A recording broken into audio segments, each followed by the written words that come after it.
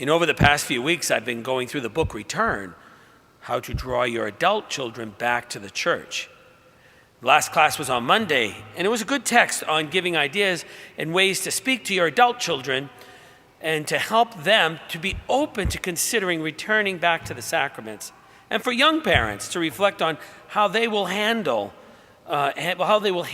the faith to the little ones. And sometimes we make big mistakes in that when we don't know what we're doing. We all know that the one thing that pains so many Catholic parents and godparents and grandparents is the state of their children and their grandchildren, with no desire or care for the faith that is so dear to the former generations. Parents often blame themselves for being the example not being the example that they should have been for their children in the ways of faith.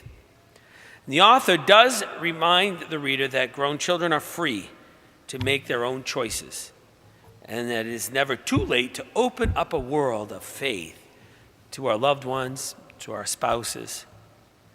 One key reason the author proposes for why people have left is that they never fostered a relationship with Christ.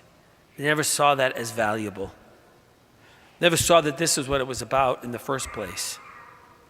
We may have sent them to Catholic schools or spent hours of dedicated homeschooling. We may have taught them the moral teachings of what they should and should not do, and maybe even tested them on it.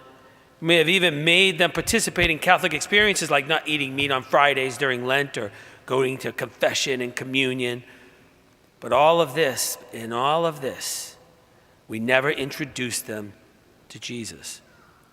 And God was not seen as anyone who might be relevant to what they're experiencing. Moreover, as questions were raised in their mind as they were growing up about maturing in the faith, and I see some young people, and it's great you're here, and hopefully as you continue to mature in the faith, trying to make sense of the big questions of life. Oftentimes, our people of faith had nowhere to go, even in the faith, to find those answers. They didn't get any help. Somehow they got that faith was a bunch of rules that they never got. Never got what Pope John Paul II, Pope Benedict, Pope Francis have repeated over and over again. It is an encounter with a person, Jesus Christ. And so they got things of Catholicism, but not the heart of Catholicism. We taught them the rules of the institution, but not the faith of encountering with Jesus Christ. And there would be many reasons for that, and the book lays them all out, but the spiritual practice of the faith, the practice of the faith, the going to Holy Communion, the receiving of ashes today, right? Having the Blessed Sacrament became just one of many equal options, among many others.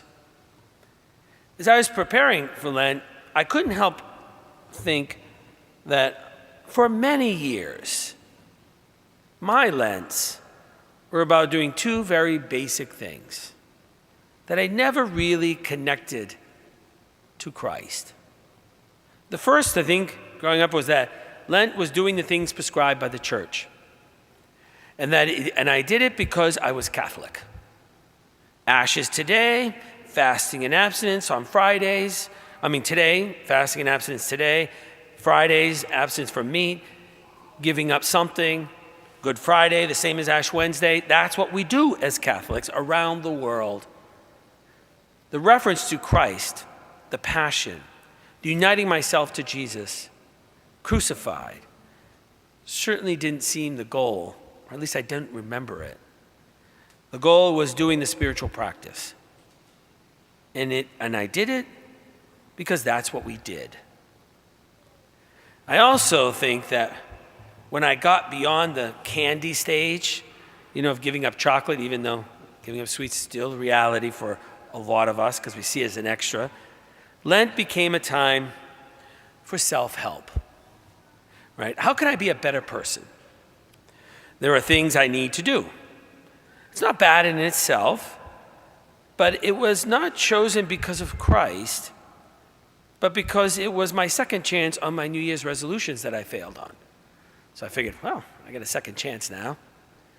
Lent became like a self-help period. Maybe losing some weight, getting off my phone, maybe a bit healthier, removing a vice, maybe no alcohol, simplify my life. Good things for sure, that we all should do that. However, I realized one very important element missing: God. This is about God, not myself. Any good atheist could have done these things for a period of 40 days to help self-help, improve oneself. It seemed to me I always fell short of the end of these spiritual practices in faith: union with God, a deeper faith life. The three stages of the spiritual life are the purgative, illuminative, and unitive. Purgative, it can be seen as this period of Lent. We sacrifice, we purge, we turn away from sin and excess. Not for its own sake, though, right? It's done, but to move toward the illuminative stage of seeing the world differently and of conversion, of changing our faith life. Moving to the unitive stage because I want to be one with God. That's what this is all about. Therefore, this Lent, may the time we spend in penance and sacrifice be for the sole purpose of conversion and union with Christ.